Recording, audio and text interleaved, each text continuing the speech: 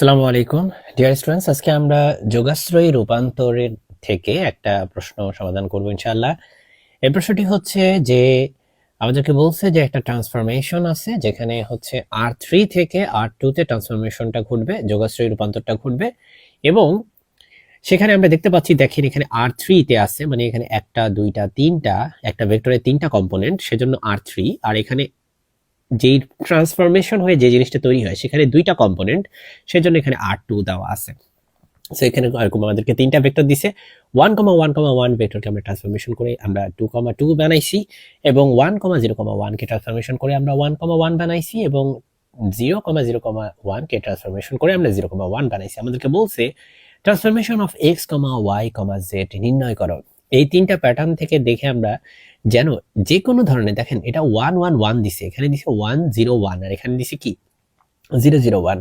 তোরা বলতে চাচ্ছে আচ্ছা আমি তো এখানে ভ্যালু দিয়ে দিছি, কিন্তু যদি আমি যে কোনো এক্স বা যে কোনো ওয়াই বা যে কোনো জেড এর জন্য ট্রান্সফরমেশনটা বের করতে চাই, মানে টি অফ এক্স, ওয়াই, জেড এর জন্য বের করতে চাই, সেক্ষেত্রে এটা জেনারেল ফর্মুলাটা কি হবে? সেই জেনারেল ফর্মুলাটা হচ্ছে আমাদেরকে বের করতে বলছে। ম্যাথটা খুবই ছোট, একটু জাস্ট বুঝতে পারলেই আপনি পারবেন ইনশাল্লাহ। প্রথম কথা হচ্ছে ভাই এগুলা তুলে নিবেন, এই যে তিনটা এগুলো আমরা তুলে নিছি, ঠিক আছে।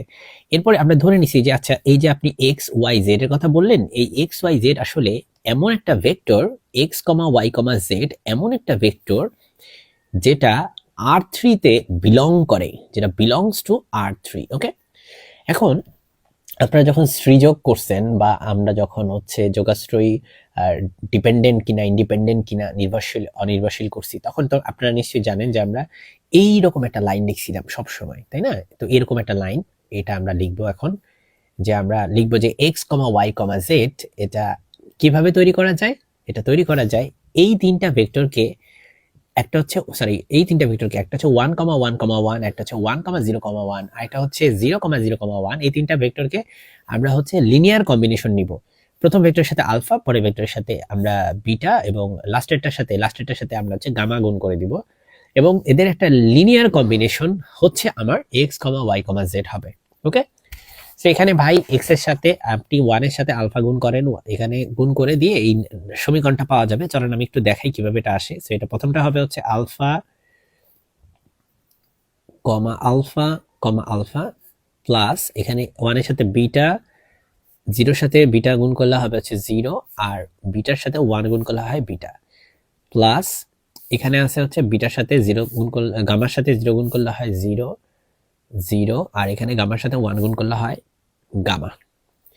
সো আমরা এখানে এরকম তিনটা ভেক্টর পাইছি, ফাইন। এবার আমরা যোগ করবো আলফার সাথে বিটা, তারপর সাথে 0। সো এটা হয়ে যাবে আলফা প্লাস বিটা, প্রথমটা alpha plus beta. Okay fine, comma then, alpha plus 0 তার মানে এটা শুধু আলফা, তারপর হচ্ছে alpha plus beta plus gamma. So alpha plus beta plus gamma. এইভাবে করে আমরা তিনটা অংশ পেয়ে যাব। এই যে তিনটা অংশ পেয়ে গেছি, ভালো কথা।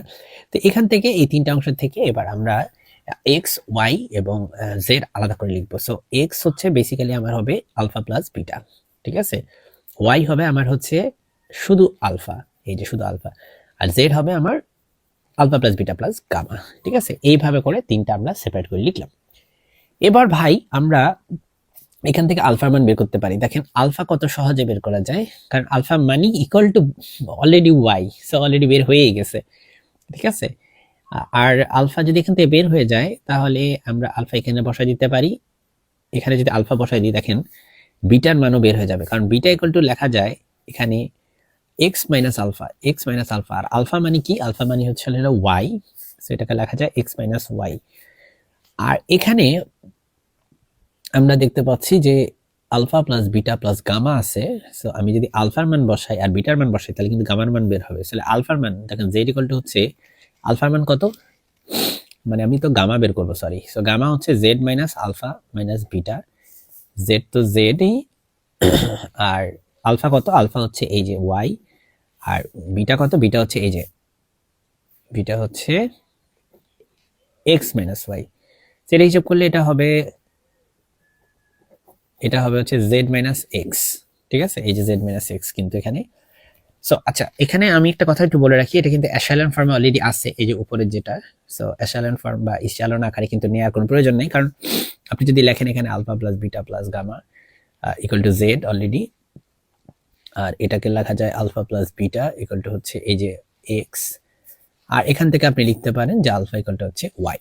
সো এটা কি অ্যাসাইনমেন্ট ফর্মে আছে না, কারণ এখানে একটা চলক তিনটাই আছে, এখানে কিন্তু একটা বাদ হয়ে গেছে, মানে গামা নাই, আর এখানে হচ্ছে এটা। তো যাই হোক, পয়েন্ট সেটা না, পয়েন্ট হচ্ছে যে এখানে অ্যাসাইনমেন্ট ফর্মে না নিয়েও কিন্তু ইজিলি করা যাচ্ছে, বা এটা ইচ্ছালন আকার বলা যায়। এখন আমরা নেক্সটে চলে যাব, আমাদের ট্রান্সফরমেশনে চলে যাব। আসল কাজ যেটা, সেটা হচ্ছে আমরা হচ্ছে T of X comma Y comma Z বের করতে চাচ্ছিলাম। সো সেটাতে আমরা লিখবো। তো দেখেন এখানেও আমরা লিনিয়ার কম্বিনেশন নিব। একটু আগে আমরা দেখলাম যে x y Z, x comma Y comma Z এর লিনিয়ার কিভাবে বের করা যায়। ওই যে তিনটা ভেক্টর দেওয়া আছে, এই তিনটা ভেক্টরের লিনিয়ার কম্বিনেশন নিলেই কিন্তু আপনার x comma Y comma Z হয়। সিমিলারলি ওই যে তিনটা ট্রান্সফরমেশন দেওয়া আছে, একটা হচ্ছে টি দিয়ে, আরেকটা এটা, আরেকটা, এই তিনটা লিনিয়ার কম্বিনেশন যদি আমরা নেই, এই তিনটা যদি আমরা লিনিয়ার কম্বিনেশন নেই, তাহলেই আমাদের বের হয়ে যাবে T of X comma Y comma Z. So alpha beta gamma দিয়ে গুণ করেন। এখন ভাই এই যে T of one comma one comma one, এটা তো দিয়ে দিছে টু কমা টু, এই যে টু কমা টু, আর এটা দিয়ে দিছে না, এই যে ওয়ান কমা ওয়ান। হ্যাঁ, খুব সহজ, এটা দিয়ে দিছে, সেটা হচ্ছে জিরো কমা ওয়ান।